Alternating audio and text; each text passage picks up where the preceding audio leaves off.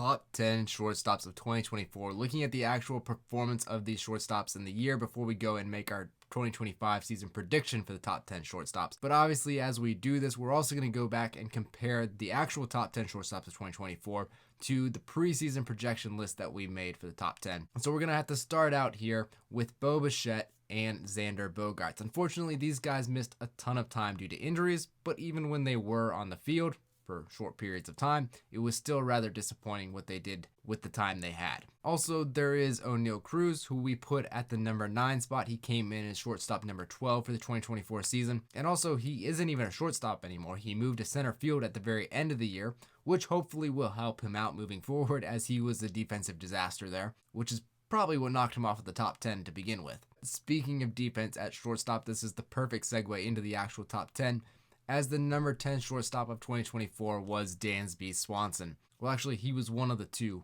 top 10. We had a two-way tie here between Dansby Swanson and Trey Turner for the 10th and 11th shortstop spot. Dansby was our preseason number 7 shortstop. Trey Turner was our preseason number 5 shortstop. And neither of these guys had particularly bad years, and they did pretty much exactly what you expect. Dansby Swanson was an elite defensive shortstop, probably the best in the league, but his bat dropped from mildly above league average to really just a league average hitter. And Trey Turner, who usually excels with the bat, it wasn't the elite level of hitting that we've seen from him and come to expect.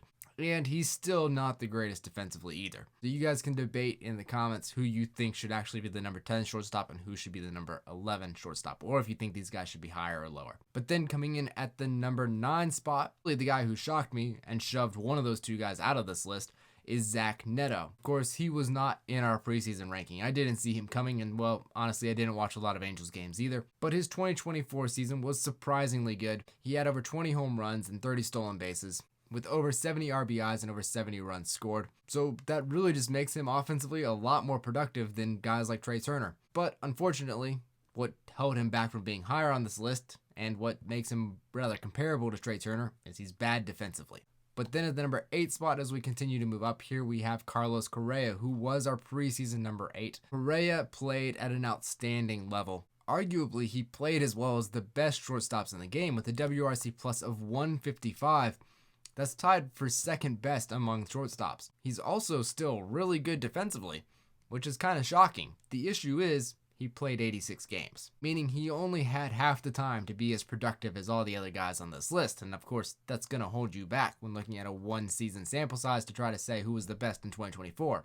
Right, when you play 86 games and can only hit 14 home runs, get 55 runs and RBIs, that's just not going to get you any higher on this list. But the fact that he put up 4.3 WAR in under 90 games is absolutely incredible. But then we're going to move on to the number 7 spot, and this is Willy Adames, who somehow just missed our preseason top 10. Adames took a big step down defensively, which was really weird, as usually he's one of the best defensive shortstops in the league. But the offense saved him, as he was very solid, especially on the run production side of things. He had over 30 home runs, over 90 runs scored, 112 RBIs, and over 20 stolen bases. So his offensive run production was absolutely stellar. But then the number 6 spot goes to Mookie Betts, who did not make our preseason top 10 because we thought he was going to play second base. As for his shortstop performance, it was not good defensively, -3 outs above average.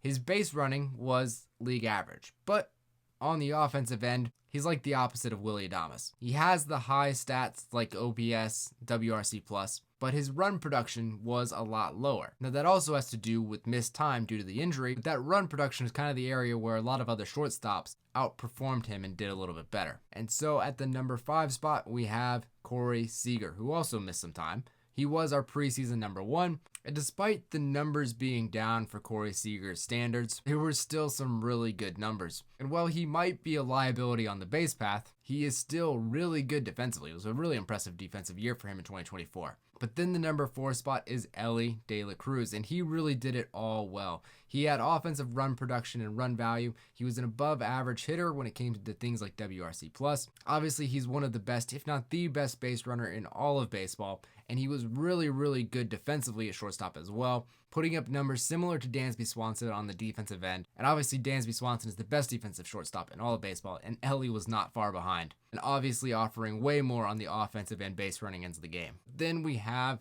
Francisco Lindor, our preseason number 3, who actually came in at the number 3 spot on this list.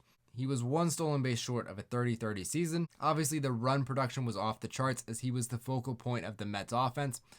And of course, he's right there with Elly and Dansby when it comes to defense. And his offensive metrics were great too, a WRC plus of 137. But then there is the number 2 shortstop. And this is a guy who was in the MVP conversation for a little while before cooling off. And that is Gunnar Henderson, who, like Mookie Betts, was not in our preseason top 10 because we thought he was going to be a third baseman. But apparently he makes a pretty good shortstop. His defense was league average, but again, he was playing third base just in spring training this year. But he excelled everywhere else big time. Amazing base runner and an even better hitter, especially if you look at the first half of the year where he was in the MVP conversation, was just off the charts and outplaying everybody else. Cooled down, unfortunately, towards the end of the year, which made deciding who the number 1 shortstop was in 24 rather easy because Bobby Witt Jr. just ran away with that as the year went on. And Bobby Witt Jr. was our preseason number 2 in this list. And Bobby Witt Jr. finished the year as an MVP contender, whereas Gunnar Henderson kind of fell out of that discussion. He had the 30-30 season with home runs and stolen bases. He was the only shortstop with over 100 runs scored and 100 RBIs. He had the highest WRC plus and highest bases created plus out of any shortstop. And it really wasn't even close. Obviously, he's amazing on the base path. And then he joins Elly, Lindor, and Dansby in that discussion for best defensive shortstops in all of baseball. And so that's the top 10 list for shortstops of 2024. Make sure to come back later for our preseason projection for the 2025 year. And I hope you guys have a great day.